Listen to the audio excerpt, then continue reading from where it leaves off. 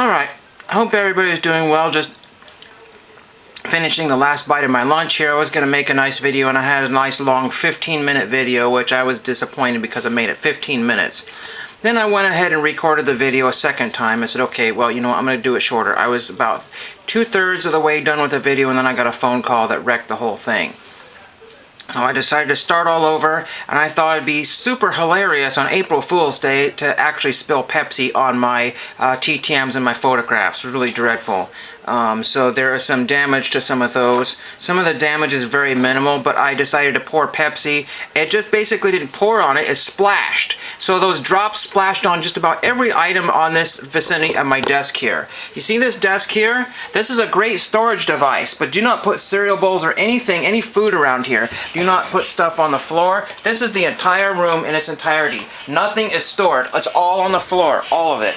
This is how I store everything. This is how I live. This is how every room in the entire house is. You will not find a place to put anything on the... There's another dirty plate there. There's an empty can there. There's my postcard collection, a clean sock, and some cards I was just looking at. The jigsaw puzzle I haven't had a chance to look at. There's the culprit right there, and there's more stuff there, and a computer I don't use anymore, and a lamp, and all kinds of my binders there. That's the only thing that's organized as a binders. And then when I go look for a binder, I find there's 50 more binders that are not on the shelves because I don't have a blessed shelf in this entire place to put in here. I put these shelves in here recently for my records, but they're too close to the window, so they have to be moved.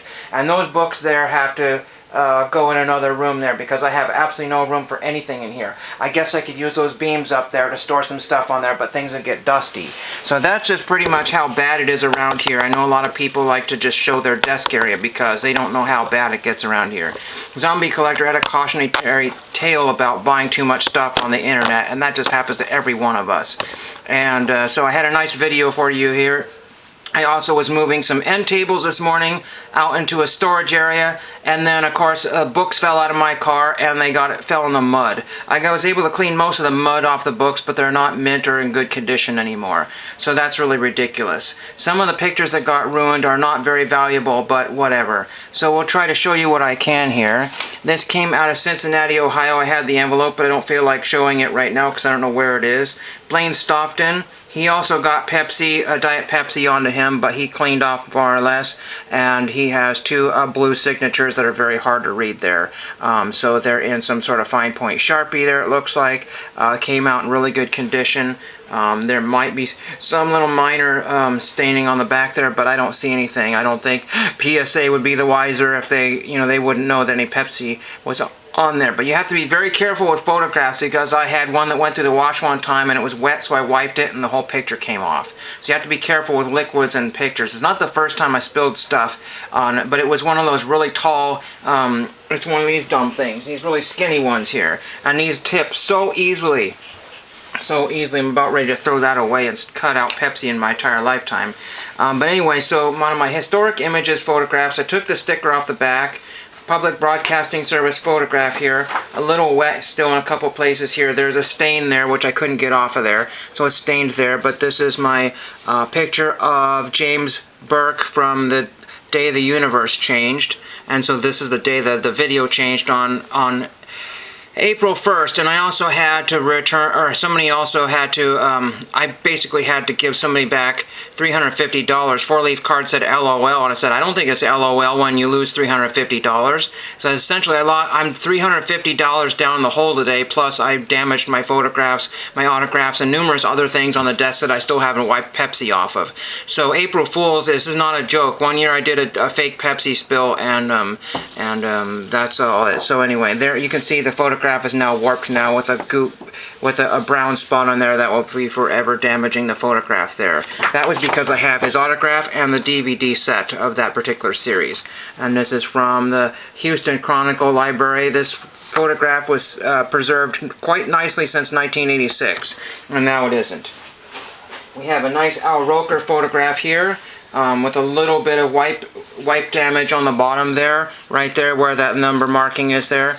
I can see where I kind of wiped it there. There's a couple other spots here that have totally disappeared here. I may have creased it when I tried to wipe this stuff. There's a little wipe mark right here too, a little stain right there. This is Al Roker from Going Places as seen on, or it says watch it on PBS. So 13 WNET, this is a photograph from 1997, and that one is now damaged as well too because of my stupid ineptitude. It means I don't know how to take care of anything. I don't know how to make videos. I don't know how to take care of myself.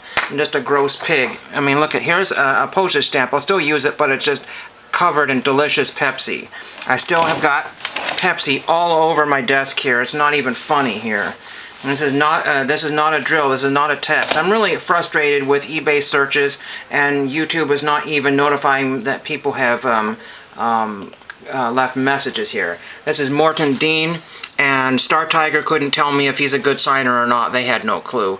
I can't remember if I got him. I looked in my binder, didn't find him. So I have a feeling that he wrote back to me, said he was not signing or something like that. I have no idea. Let me know. He's an old CBS dude, but this is Tax Break 1990. That one did not get ruined. Another one that did not get ruined, and this is Benjamin Dunlap. Star Tiger also couldn't tell me if he was a good signer or not. So Star Tiger has not done anything for me recently. It's actually provided me with nothing. Another old PBS photograph. I think this is from the 1970s. It doesn't say... oh shoot. There's a date on here, but it's stamped right across his face, so I can't see that. It looks like 1978 right there. So it's probably used in 1978. Cinematic Eye, Benjamin Dunlap. He's a writer and all kinds of stuff. I think I found 4 addresses for him because he's lived in the same, more or less same spot, but we shall see.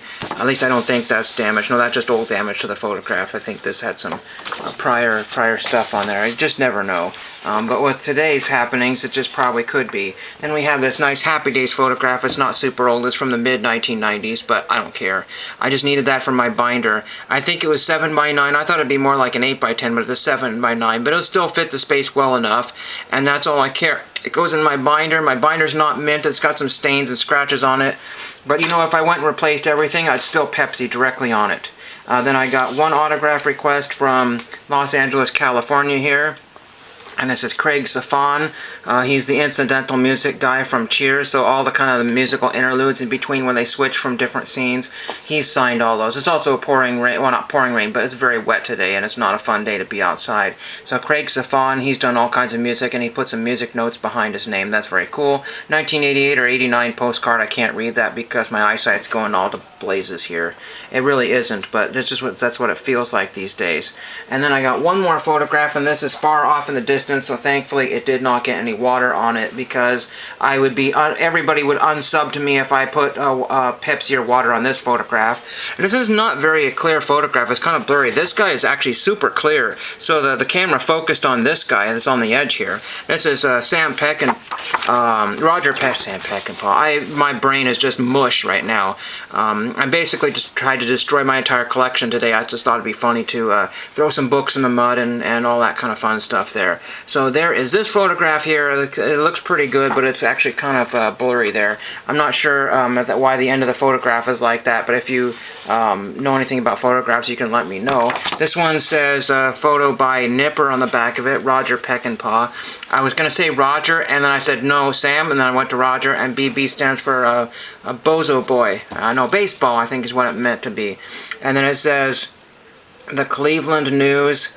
I think it says Photograph Department, Cleveland, Ohio, August 2nd, 1941. I've had people tell me I shouldn't be handling these photographs with my dirty fingers, but you know what? I don't care. It's my photograph now. I could rip it in half if I wanted to, but I'm not going to. So there is that one, and there is that photograph. I think that's all of the thing I wanted to show today.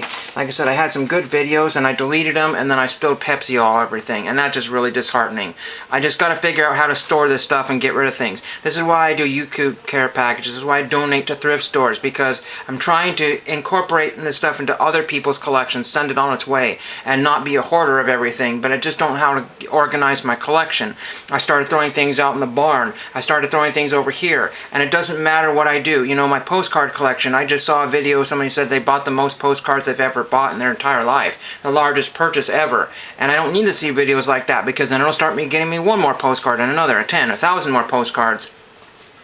And then when I was at the Dollar Tree last night, I said, you know what, well, let's go check the Hot Wheels and see if there's anything new in there. Do I need Hot Wheels? Yes, I need Hot Wheels. You know why I need Hot Wheels? Because I don't have enough Hot Wheels. I only have 400 Hot Wheels in my collection. They're all nice in the little boxes, and then I have all these on nice hooks. Now, pretty soon, I'm going to have to take all those Hot Wheels off the hooks and throw away that whole system, and then put them onto into a large box. So that trunk that I bought in the video, I might use that to house all my Hot Wheels. So I have 2 more Hot Wheels, like I need like a hole in the head, and this is some sort of Japan, you know, Hot Wheels in 1986 or 87, 88, 89.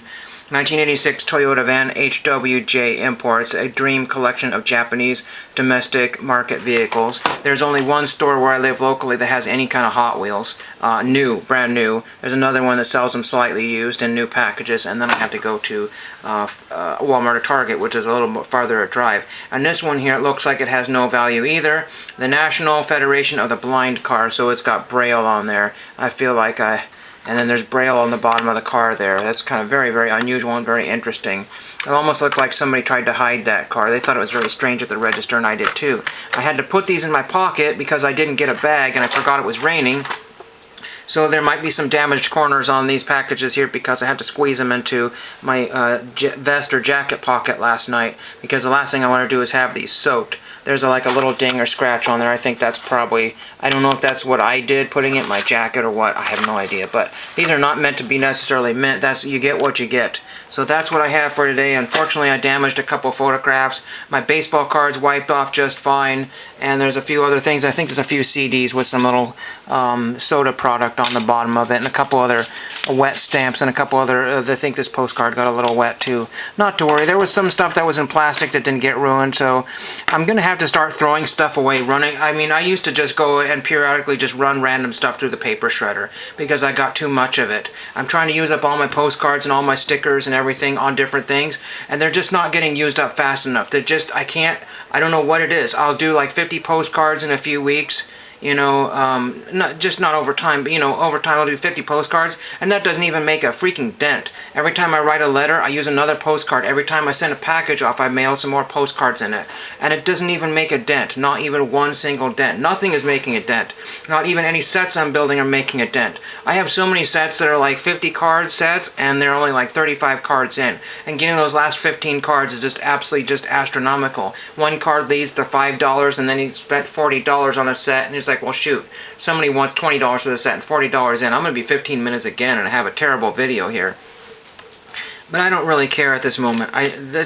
When you start spilling stuff on things, that's when you gotta make a decision to stop. You just cannot be buying all kinds of crazy things because one purchase leads to another purchase leads to another, and then you start ending up with all kinds of things. I really need to maybe just throw away half of my dishes, because how many dishes I'm gonna eat off of? Do I need 40 cereal bowls? No. Do I have 40 cereal bowls? Probably maybe 25 cereal bowls, not 40. But it seems like I got 40 plates and 40 this and 40 that and 40 that, and then I started getting paper plates in, and that started making a mess and everything. That didn't work. You know, and I don't do very many dishwasher loads. I reuse my dishes and run one or two through under the sink, and that takes care of those. I mean, people have bigger problems. I know people with broken dishwashers and broken washing machines and have to get new ones of those. So anyway, that's what I have for you. Hopefully my stuff will recover, and I will recover. Like I said, I'm already in the hole for $350, and that does not make anybody feel very good.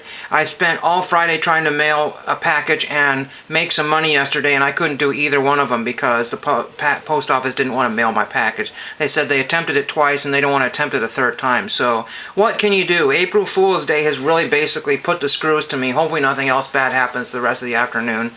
Didn't have a very good lunch yesterday, didn't taste very good. So what can you do? You just keep making videos and enjoy everything else, and thank you for watching.